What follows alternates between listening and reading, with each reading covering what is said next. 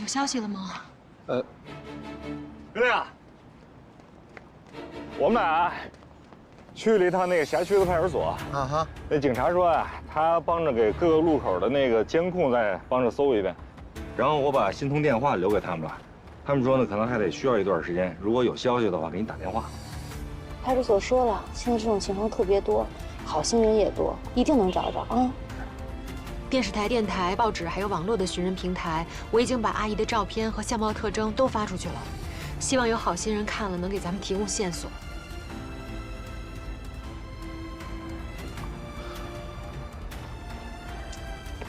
那行吧，那就该找的地儿也都找了，该用的方法也都用了。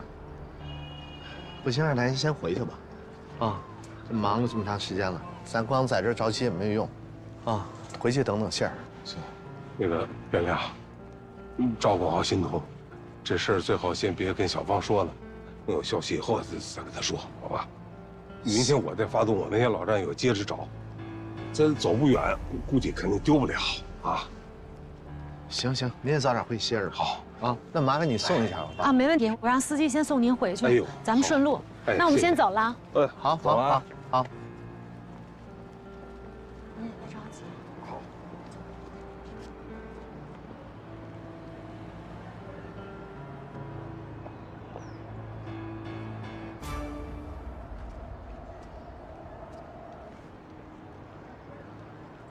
先回去。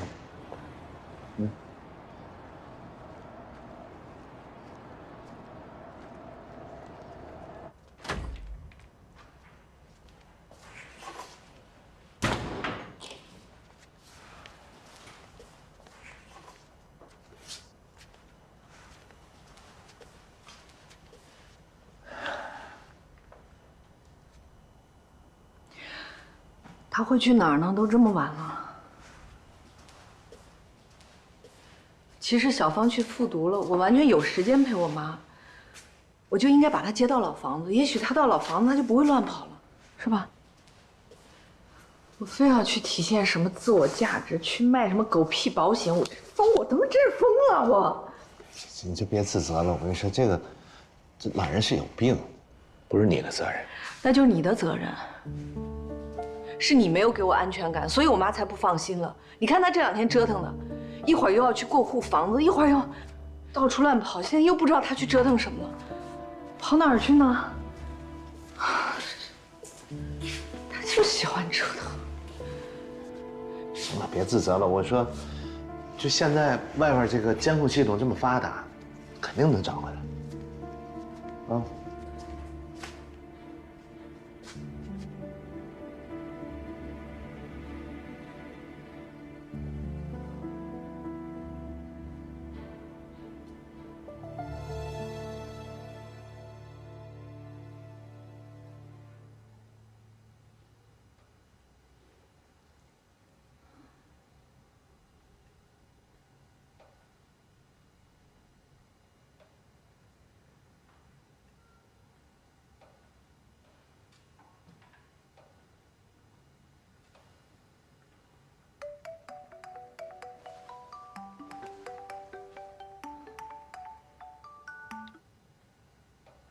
喂，您好，我是南山分局的，请问是付欣桐女士吗？我是。您的母亲已经找到了。找到了，在哪儿啊？但是，很遗憾的告诉你，人已经不在了。什么人已经不在了？已经确认死亡了，请你们赶快过来一趟吧。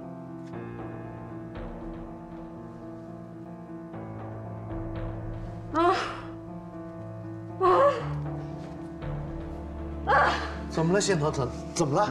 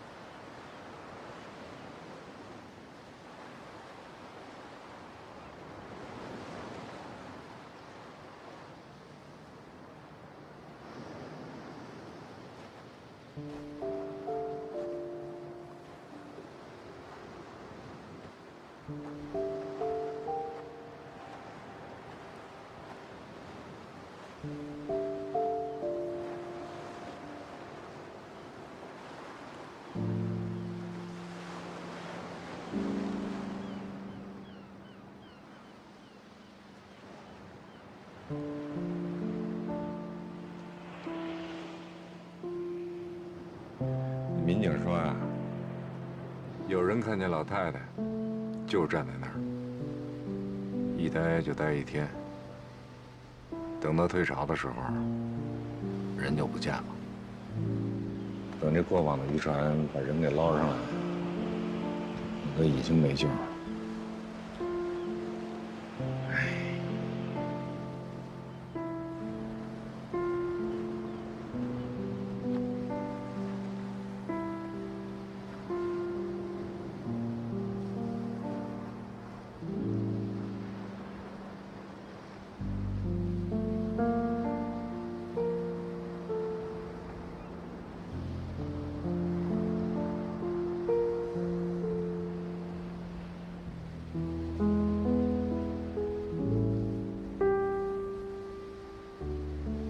说你外婆干嘛跑到海边来？我外婆可能之前问我外公了吧？他说我外公就是坐船走的。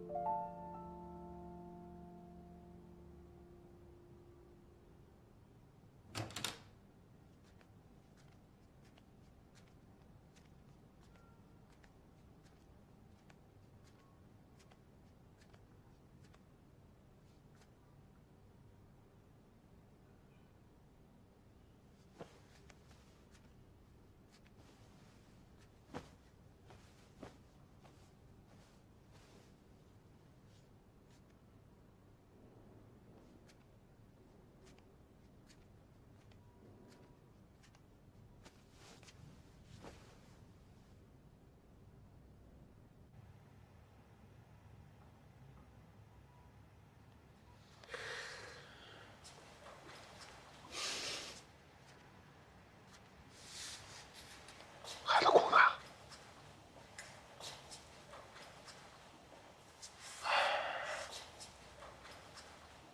你坐那不说话，这哪成啊？这么下去，这身子就拖垮了。你多少得吃点东西啊。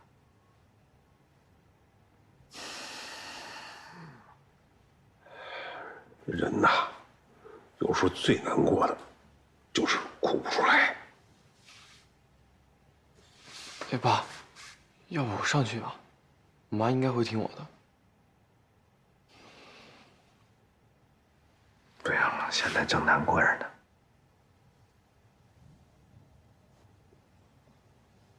要不这样，今天家里边就不做饭了，你领小芳出去吃点吧，我在家陪陪欣桐，一会儿我劝劝她。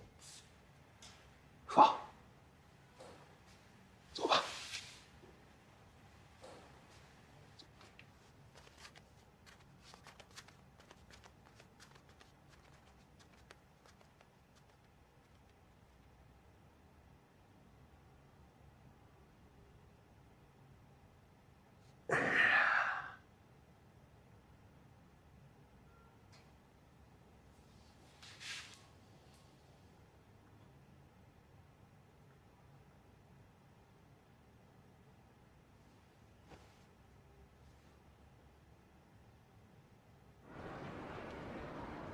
爷，我外婆是不是特别孤单呀？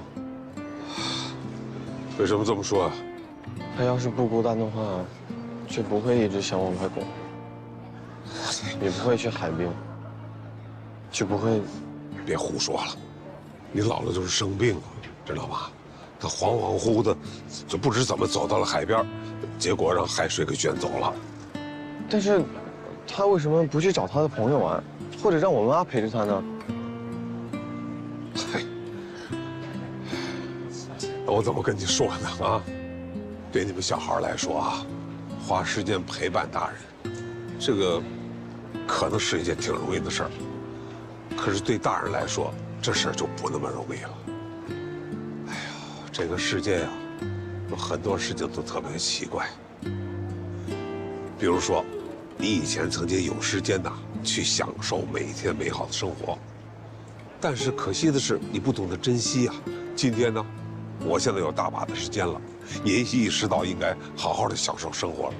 但是，对不起，时间不允许了。就拿你外婆来说吧，年轻的时候没条件，好不容易把你妈妈抚养大了，啊，熬到了退休，也可以做自己喜欢做的事儿了，但是那病找上门来了，啊，哎呀，你外婆这一辈子呀，就没有合适的时候啊。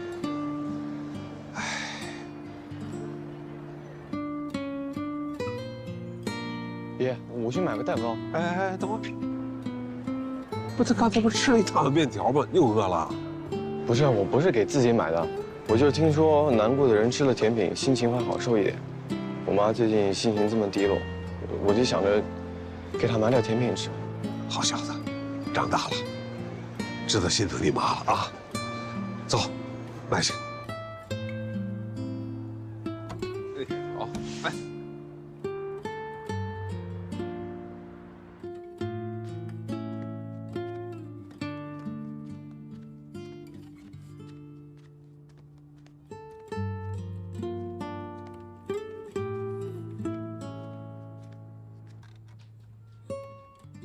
还没睡呢。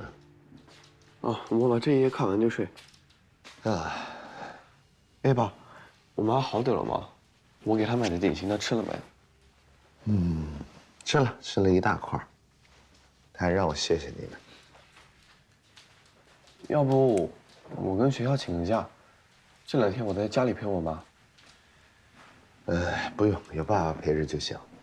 你呢就踏踏实实好好的学习，你能少让他操点心也是好事。行，听你们的。行，早点睡吧。明天我给你叫个车送你去学校。啊。哎爸，你说我外婆去的另外一个世界，有我外公吗？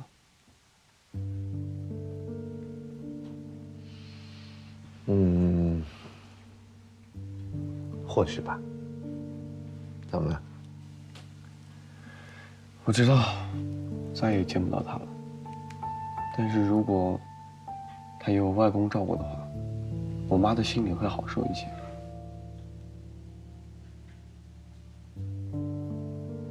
小凤，生老病死是一个很正常的事儿。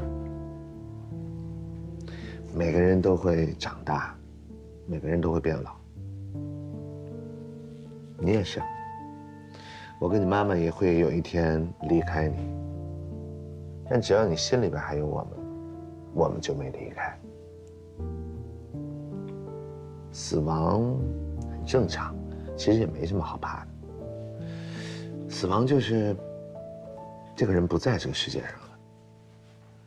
那你想想，我跟你妈妈刚认识的时候，你也不在这个世界上。所以说，这个每天都会有人死亡，就像每天医院里边会有小宝宝诞生一样。我懂。之前看过一个动画片，叫《寻梦环游记》，讲的就是这个道理。死亡不是永别，遗忘才是。所以，只要我们还一直记得我外婆，她的生命就会得到延续。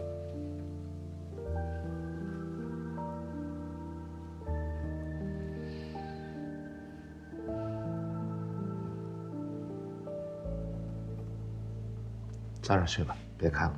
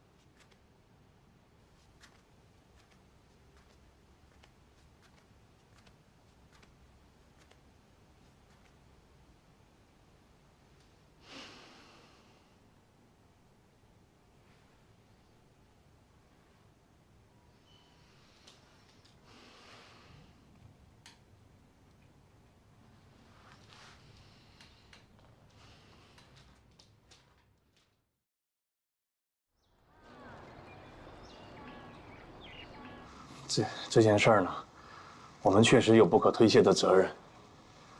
为此，我们也做了认真的调查，对事件的相关责任人也做了严肃的处理。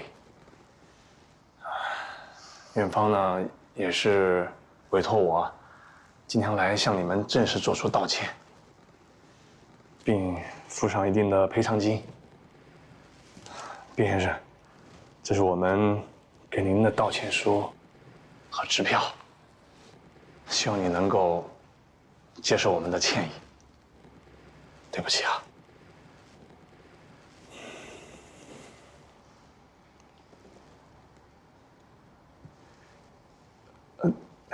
您如果还有什么要求，都可以提出来，咱们可以再协商嘛。说实话，这样的结果让人很难接受。是。当然，谁也不想看到这样的结果。你们的心意跟歉意我会转达我夫人，但说实话，事已至此，无论做出任何的，无济于事。真的希望你们总结这次的经验跟教训，千万不要再出现在别的老人身上。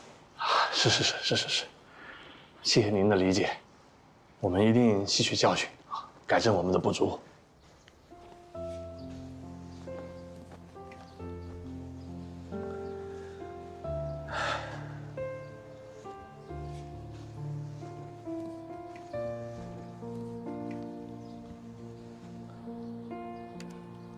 这么多眼镜，那些都是卞大爷给阿姨准备的，怕阿姨找不着闹心，就一下子买了好多副，让放在各个地方拿绳子拴着，这样阿姨在哪儿都能找到老阿青。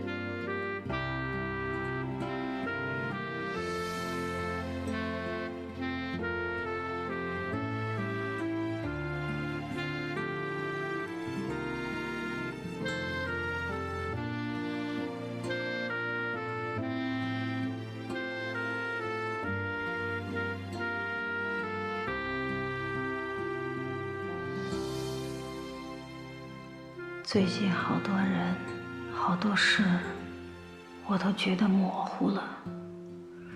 只有你小时候的样子，我记得最清楚。做梦也总是梦到你小时候的样子。因为从那以后，你父亲就离开了我们，从此就我们母女在一起生活了。对你来说，我是一个强势的妈妈，一直对你很严厉。其实，我这心里头特别难受。每当我回头一看见你乖巧懂事的模样，看得我心疼啊。如果我能够看到自己的背影，我想他一定很忧伤，因为我把快乐、倔强都留在了前面。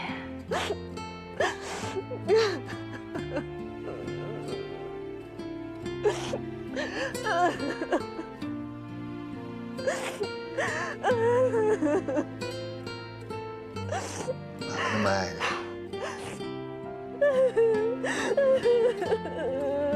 妈妈。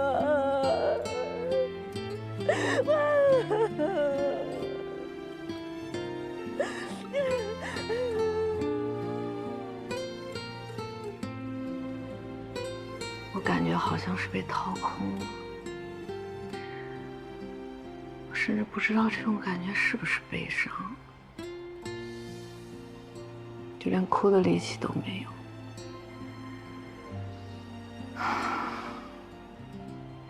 你妈妈去世的时候，你哭了吗？没有。为什么？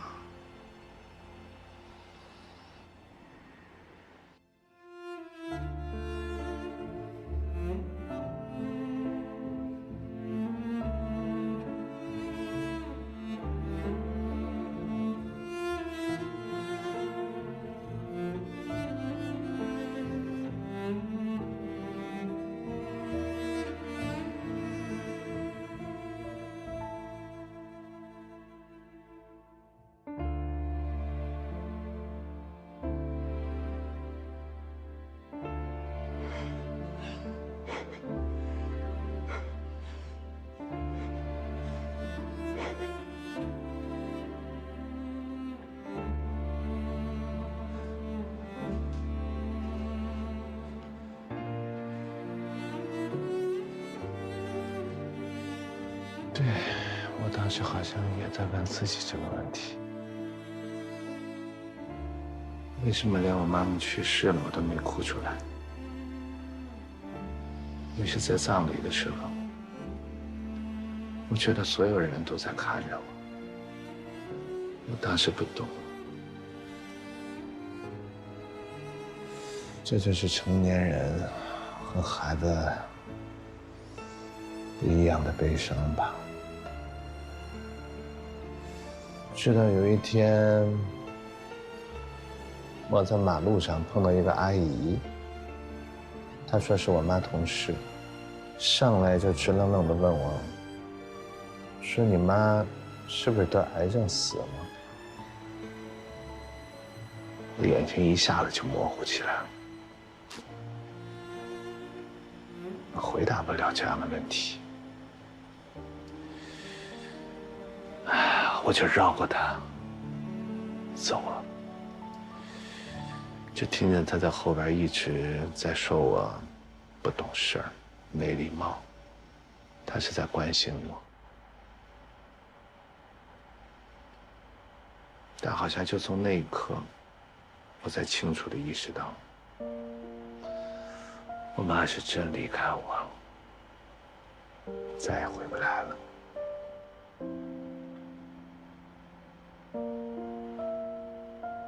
之后我哭了很久，到现在都不能接受，我妈妈已经离开我了。我总觉得哪天我一开门，她就站在门口。我为什么要让她去疗养院呢？我应该把她接回家，或者接到老房子也行。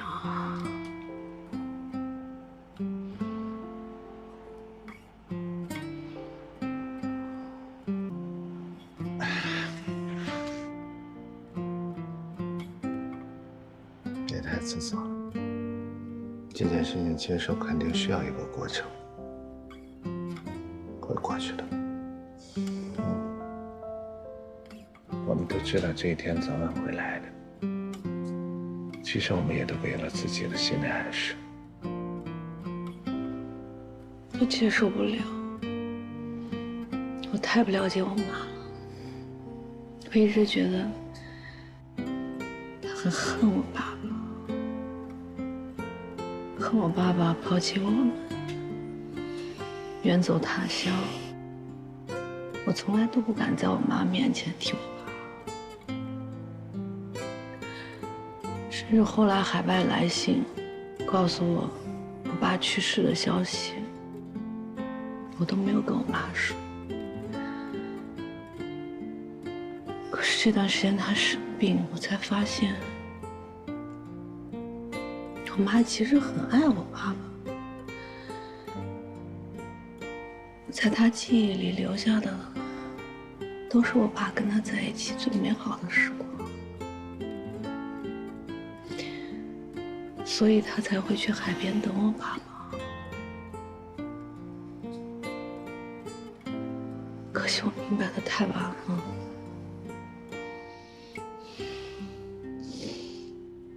把他一个人放在疗养院里，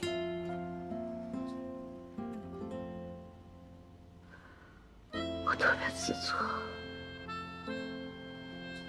都是我的错。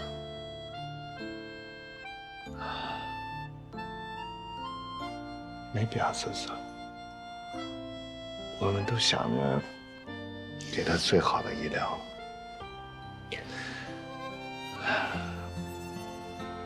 他在最后那些日子，只担心一件事，所以他才会让你把房子过户给我。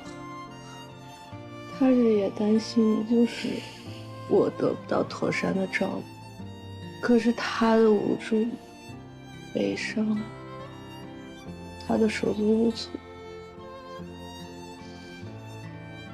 他最后这段最艰难的日子，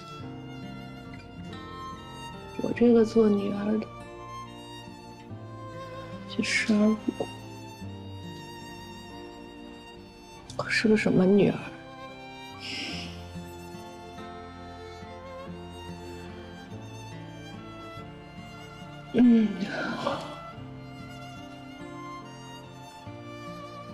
别多想，我们除了怀着妈妈，同时也要照顾好自己，照顾好小芳。我想妈妈在的话，她也会这么想的。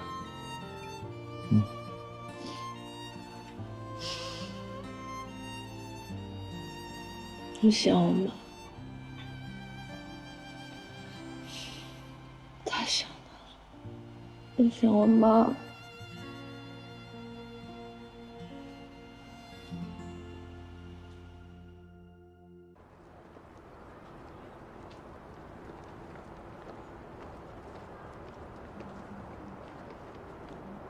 在哪儿？这边。来，你看，就这儿。我个人就特别喜欢他们公司这个环境。你看，的目光应该放在我们的产品上。阿伟，哎，少白来了，忙着呢。哦，跟他们说说这个经典调研的事儿。好，你先忙，你先忙，我带一朋友过来看看。哦，你好，你好。你好，你好。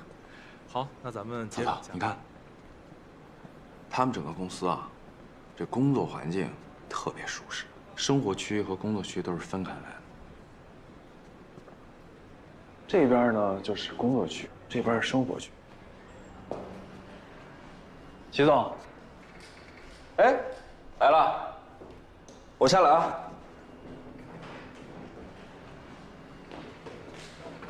齐总，哎，你好。你好，你好。这就是我跟你说过的文草草。你好，你好。哎，里边请。来来来。坐，随便坐。好嘞。来，喝水。谢谢啊。哎呀，谢谢。齐总，齐正，我跟你之前说过，就是他这家公司现在在研发这个，以后了不得。小公司，小公司。文草草呢，我在赫拉的时候对我特别照顾我。其实他也没比我早去赫拉多长时间啊，但是学得特别快。哎呀，那工作状态我是见过的，打了鸡血一样。所以我们的领导也特别认可和重视他。他这个说的太夸张了，我就是其实对 IT 啊或者 APP 这种东西真的不是很懂，也没有什么经验。其实啊，没经验倒没事儿。从技术来说的话，我们公司其实不需要人手了。但我们需要有创意。你之前是做销售的是吧？我在赫拉也积攒了不少关于营销方面的经验。平时有什么爱好吗？爱好？这跟工作有什么关系啊？这了解客户需求比技术重要多了啊！当然了，技术过硬那是必须的，我们公司没有问题。我之前是学表演的，不过这好像也没有太大的帮助。哦，我平时会写一些小网文什么的。网文？小说？差不多。都什么类型？情感类的。哎，这挺好啊。我们公司呢，其实你也看到了，就是一大帮直男，有时候客户挺歧视我们的。之前我不是跟你说了吗？我们做了那个手账的 app， 然后客户一直跟我们聊女性的视角、女性的类型，一下给我们聊懵了，然后最后嫌我们做的东西特别直男。哎呦，其实我觉得，如果你愿意加入我们公司的话，给我们带来一些新的想法或者新的创意什么的，这个挺好的。我当然愿意。那就好，那就好。是的，是的，是的。其实，现在真的啊，就是因为开发，这些软件或者说产品很多都是理工男，所以他们所站的视角和维度就相对会有一些局限性，很多时候很需要女性视角的观点来润色。草草在这方面真的没问题。是。哎，我再多问一句啊。你之前在赫拉挺大的公司，为什么出来了呢？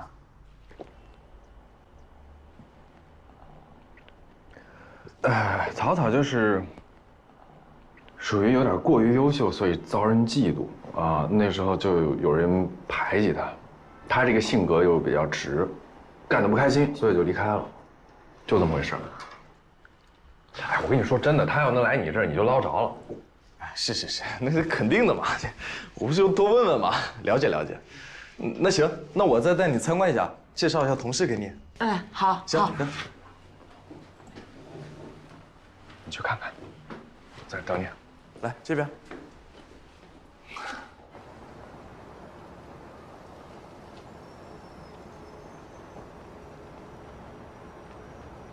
领导最近怎么样？自己的事儿还没落听呢，还关心别人啊？我就随口一问，毕竟人家有恩于我们。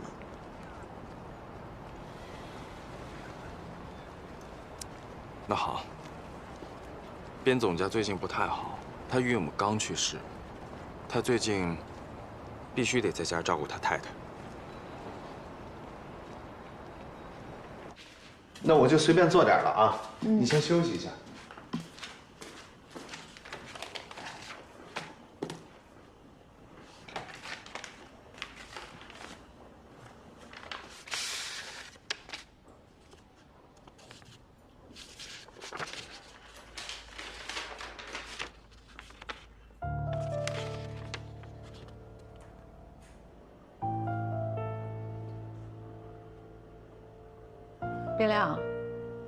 边亮，你出来！怎么了？是你同意的？这个他们就想这么草草就了事儿了，就这么一封道歉信，就这点钱，就把责任都推卸干净了。你问我了吗？你尊重我的意见吗？不，欣桐是这样，我是想这事儿怕你再糟心，我就答应了。是这样，人家呢道过歉哈，也问过我们的意愿，我是想，那老人既然已经都，那可是我妈，那是一条活生生的人命。是。我们是给疗养院付了钱的，对吧？他们有责任有义务看管好我妈。我妈从他们医院走出去了，人就没回来，他们就想结束了，太草率了吧？你还能答应？你真够仁慈的。不行，我得找他们去。欣桐，你别着急啊。我说咱们先好好商量商量，商量完了以后你跟我商量了吗？你尊重我的意见了吗？是。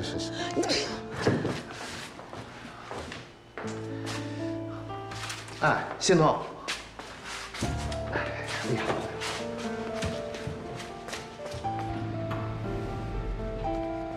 哎，欣桐。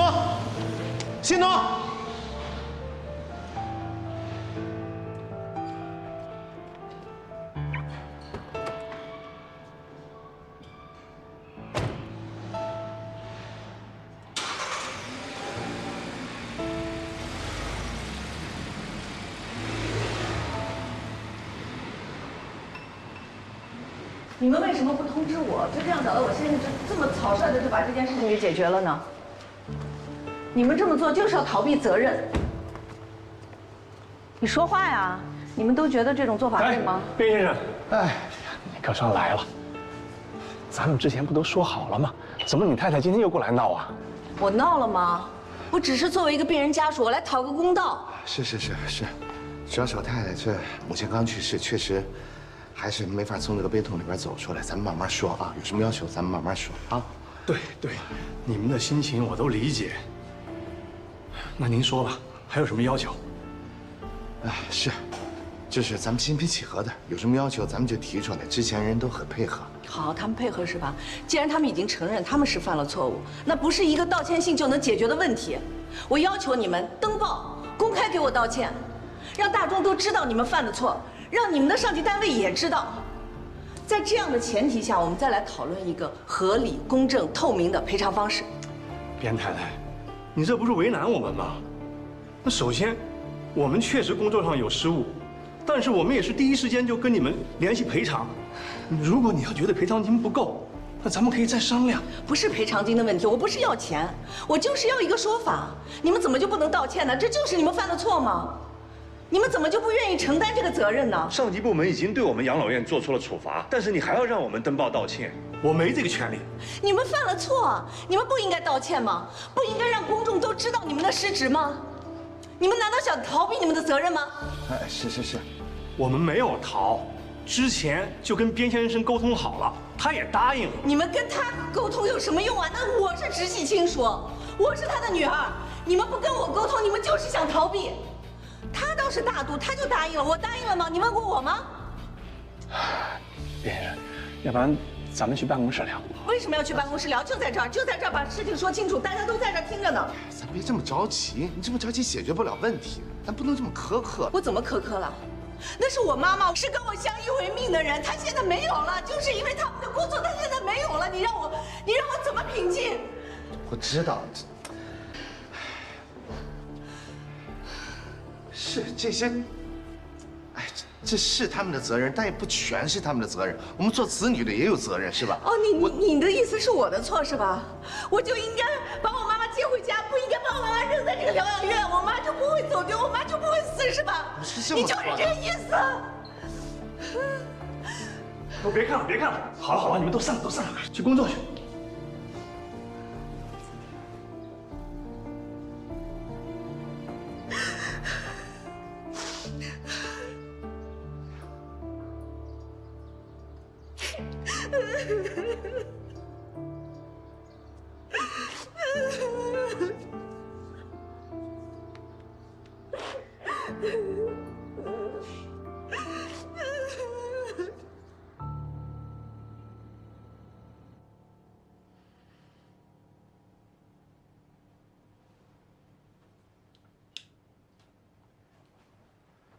老公，我想出去走走。现在？不是。明天吧。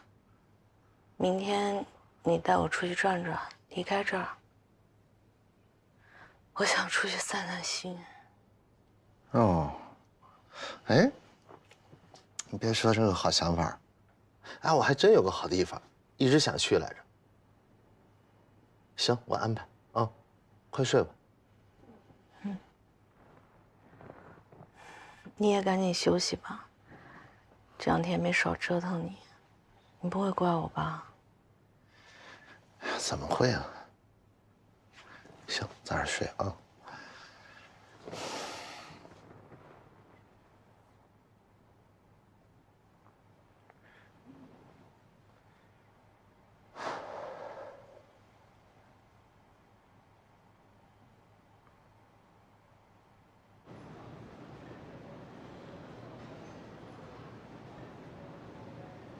反正就是一直这样，什么也不说，什么事儿也不想干。哎，这么下去可不是个事儿。我觉得就是在他母亲走得太突然，没走出来，老是自责。哎，这么下去可不是个办法。不知道该怎么办。我的建议是找专业人士帮忙。你是说心理咨询？还没到这个地步吧？他就是就是太难过了吧？我觉得。心理咨询其实就是让专业的人帮他去疏导一下情绪，主要是我们只能从家人跟朋友的角度去疏导他，而且我们自己也有情绪，我们没有办法做到完全的客观。心理咨询师他们会在最短的时间内，用最专业的方法，最有效率的帮他疏导好这个情绪。行了。